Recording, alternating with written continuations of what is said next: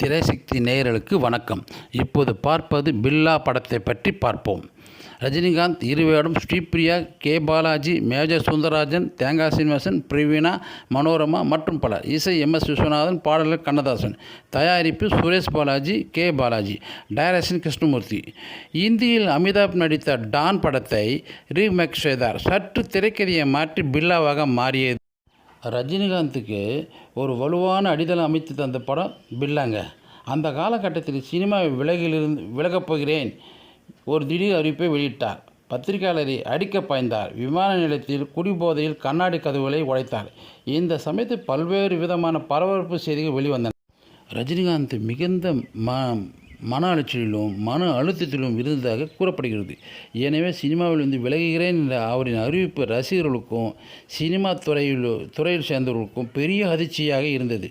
உடனே பாலச்சந்தர், ரஜினியின் நண்பர்கள் ரஜினிகாந்திடம் பேசி அவரின் இந்த முடிவை மாற்ற செய்தனர்.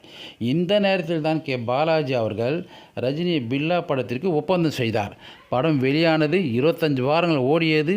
அதிரபுதியான வெற்றியையும் பெற்றது. அதிக வசூலை வாரியம் குவித்தது. ஜெயமணி என்ற பத்திரிகையாசிரியர் ரஜினியை பற்றி அவதூறாக பத்திரிகையில் செய்திகளை போட்டார். ரஜினி காரில் வரும்போது ஜெயமணியை ரோட்டில் ஓரமாக நின்று கொண்டிருந்தார். ரஜினி காரில் மெதுவாக ஜெயமணி அருகில் காரை நிறுத்தினார். காரை விட்டு இறங்கினார். உடனே ஜெயமணி அவர்கள் செருப்பை எடுத்து காட்டினார். ரஜினி ஜெயமணி சட்டை பிடித்தார். ஜெயமணி அவர்கள் ராயப்பேட்டை போலீஸ் ஸ்டேஷன் அருகில் அங்கே போய் ரஜினி அவர்கள் எனக்கு காரை ஏற்றி கொலை செய்ய முயற்சி செய்தார் என்று ஒரு ரிப்போர்ட் கொடுத்துட்டாரு. ரஜினியை விசாரிக்கிறதுக்கு ரஜினியை கூப்பிட்டு விசாரித்தாங்க. அப்போ ரஜினி சொல்கிறாரு, என்னை அவரோட பத்திரிக்கையில் என்னை பற்றி அவதூறான செய்திகளை போட்டார். அதை கேட்பதற்காக தான் நான் காரை மெதுவாக நிறுத்தினேன். உடனே அவர் செருப்பை காட்டினு நான் சட்டை பிடித்தேன். இதுதான் நடந்தது. விமான நிலையத்தில் சிவாஜி, கேஆர் விஜயா மற்றும் சக நடிகர்கள் ஷூட்டிங்காக நான் வாழ வைப்பேன் என்ற படத்திற்கு வெளிநாடு செல்ல விமான நிலையத்தில் இருந்தார்கள். கூடவும் ரஜினி சார் அவர்களும் இருந்தார்கள். ரஜினி குடிபோதையில் இருந்தார். ரஜினி அவர்கள் தொடர்ந்து ஷூட்டிங் நேரம் இல்லாமல் ஒரு நாளைக்கு 4-5 ஷூட்டிங் சொல்வார். ரெஸ்ட் எடுப்பதே இல்லை. தொடர்ந்து வேலையாக இருந்தார். பட வாய்ப்புகள் குவிந்தன. எல்லாவற்றையும் கால்ஷீட்டு கொடுப்பது கடினம். இருந்தாலும் நேரத்தை ஒதுக்கிட்டு அட்ஜஸ்ட் பண்ணி டைம் கொடுத்தார். அதனால் உடல்நலம் கெட்டுச்சு. மனவேதனை அடைந்தார். தான் என்ன செய்வது என்று தெரியாமல் விமான நிலையத்தில் கண்ணாடியை உடைத்தார். சிவாஜி அவர்கள் ஷூட்டிங் கேன்சல் செய்துவிட்டு ஆஸ்பத்திரியில் ரஜினியை அழைத்து சென்றார். ரஜினியின் வளர்ச்சியை பொறுக்காதவர்கள் சிலர் ரஜினி அவ்வளோதான், ஆட்டம் முடிந்தது என்று ரஜினி கேலி கிண்டல் செய்தார்கள். ரஜினி குறுகிய காலத்தில் பல மடங்கு வளர்ச்சி அடைந்து விட்டார். ரஜினி வேண்டாதவர்கள் போராமை பிடித்தவர்கள் ரஜினி இனிமேல் வரவே மாட்டார் என்று சத்தம் போட்டு கிண்டல் அடித்து ஆட்டம் ஆடினார்கள். அதற்கு பிறகு ரஜினி தான் நடித்தவரை போதும் என்று சினிமா விட்டு விலகுகிறேன் என்று பத்திரிகை வாயிலாக செய்தியை வெளியிட்டார். கே. பாலாஜி அவர்கள் ரஜினியை பார்த்து என்னுடைய படத்தில் நடிக்க வேண்டும் என்று சொன்னார். இல்லை சார், நடிக்க விருப்பம் இல்லை என்றார் ரஜினி. கே. பாலாஜி ஒரு வழியாக பேசி அமிதாப் பச்சன் நடித்த டான் என்ற படத்தை நான் ரீமேக் செய்கிறேன், கதையை கேளு, இஷ்டம் இருந்தால் நடி, இல்லைன்னா விட்டுடு என்றார். அதன்படி ரஜினி கதையையும் கேட்டார். சம்மதம் கொடுத்தார். படத்தில் நடித்தார். பில்லாவில் ரஜினிக்கு ஜோடியாக ஜெயலலிதா நடிப்பதாக கே. பாலாஜி விரும்பினார். ஜெயலலிதா அவரிடம் கேட்டார்.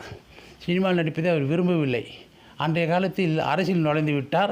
அரசியல் மும்முரமாக இருப்பதால் சினிமாவிலிருந்து நடிக்க விரும்பவில்லை என்று சொல்லிவிட்டார். அதன் பின்னர் ஸ்ரீபிரியா புக் செய்தார். படம் ஹிட்டானது. இந்த படத்தில் பிரவீணா நடித்திருக்காங்க. பிரவீணா யாருன்னா பாக்கியராஜ் இருக்காங்க, அவங்க முதல் மனைவிங்க. பில்லா படம் வருவதற்கு முன் பல சோதனைகளை கடந்து வந்தார். படம் வந்த பிறகு பல சாதனைகளையும் வெற்றி மாளிகைகளும் குவிந்ததுங்க ரஜினிக்கு. டைரக்டர் கிருஷ்ணமூர்த்தி இருக்கார் இல்லைங்களா, அவர் இந்த படம் வந்த பிறகு பில்லா கிருஷ்ணமூர்த்தி என்ற பெயர் அடையாளமாக மாறியதுங்க. இந்த படத்தில் எல்லா பாட்டும் சூப்பருங்க. ஃபஸ்ட்டு பாட்டு மை நேம் இஸ் பில்லா, வாழ்க்கை எல்லாம் நானும் பார்க்காத ஆளில்லை, போகாத ஊரில்லை ஐயா நல்ல நண்பர். அடுத்தது இரவு பகலும் உன் மீது எனக்கு கண்ணோட்டம். அடுத்து வெத்தலையை போட்டேண்டி புத்தி கொஞ்சம் மாறுதடி. நாட்டுக்குள்ளே எனக்கு ஒரு ஊருண்டு, ஊருக்குள்ளே எனக்கு ஒரு பேருண்டு. என்னை பற்றி 1000 பேர் என்னென்ன சொன்னாங்க, இப்போ என்ன போனாங்க. நாட்டுக்குள்ளே எனக்கு ஒரு ஊருண்டு. இந்த பாட்டு வந்து ரஜினிக்காகவே இந்த பாட்டு எழுதுனதுங்க. தயாரிப்பாளர் பாலாஜி இருக்கார் இல்லையா, அவர் பாட்டு விஷயத்திலலாம் தலையிட மாட்டாருங்க. ஆனால் இவர் கண்ணதாஸ் கிட்ட ரஜினிக்காக ஒரு பாட்டு இதில் எழுதணும் அப்படின்னு அவர் சொல்லி இந்த பாட்டு எழுதுனாங்க. ரஜினிக்காக எழுதின பாட்டுங்க இது. இந்த பாட்டு வந்து மனோரமா 2 பசங்க ரஜினி இவங்க எல்லாம் சேர்ந்து மெரினா பீச்சில் அதை பிச்சை எடுக்கிற மாதிரி பாட்டு பாடுறாங்க. அதுதான் இந்த பாட்டு. இந்த பாட்டில் வந்து அங்கே இருக்கவங்க பொறுக்கி கிண்டல் ரவுடிங்கெல்லாம் ரஜினி கிண்டல் பண்ணிட்டு ரொம்ப அட்டகாசம் பண்ணாங்க. மென்டலு கிண்டல்னு சொல்லி ரொம்ப இது பண்ணாங்க. உடனே மனோரமா என்ன செய்தாங்க, இவங்க எல்லோரும் சேர்த்து சொன்னாங்க, எல்லோரையும் அனுப்பிச்சி விடுங்க, இல்லை ஷூட்டிங் நான் நடிக்க மாட்டேன் அப்படின்ட்டாங்க டைரக்டர்கிட்ட. அப்புறம் கொஞ்ச நாள் பிரேக் எடுத்து போலீஸை வர வச்சு அவங்க எல்லாரையும் அப்புறப்படுத்திட்டு அப்புறம் தான் இந்த ஷூட்டிங் நடத்துனாங்க. அதனால தான் ரஜினிக்கு அவ்வளோ ரஜினி நமக்கு இவ்வளோ சப்போர்ட் பண்ணுறாங்களே, மரியாதை வச்சுருக்காங்களேன்னு சொல்லிட்டு தாங்க மனோரமா மேலே அவருக்கு தனி அன்பு உண்டு. அதுவும் இல்லாமல் ஜெயலலிதா வந்து கட்சி மீட்டிங்கில் பேசும்போது மனோரமா ரஜினியை ரொம்ப அவதூறாக பேசுனாங்க.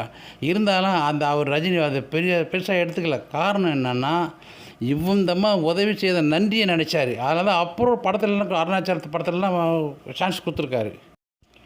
ரஜினி வளர்ச்சிக்கு அசுர வளர்ச்சிங்க, சும்மா இல்லைங்க. பல தடைகள், பல சோதனைகள் எல்லாவற்றையும் பார்த்து வந்தவருங்க. இன்றைக்கி ரசிகரோட அன்பாக இருக்காருங்க. எல்லாரோட மரியாதையோடு பழகி சிரித்த முகத்தோடு இருப்பாருங்க. ரஜினி மாதிரி யாரும் இருக்க மாட்டாங்க. ரஜினி அவ்வளோ வெற்றியை கண்டவருங்க. தலைக்கணமே கிடையாதுங்க. எல்லா தயாரிப்பாளரோடும் டைரக்டரோடும் எல்லாரோடும் அன்பாக பேசுவார், அன்பாக இருப்பார். கதையை கேட்டு நடிக்கலைன்னு சொல்லிவிடுவாருங்க. பொறுமையாக பதில் வருங்க. பில்லா படம் அவருக்கு மணிமகுடுங்க. அந்த படம் வெள்ளி விழா கண்ட படங்க. நன்றிங்க.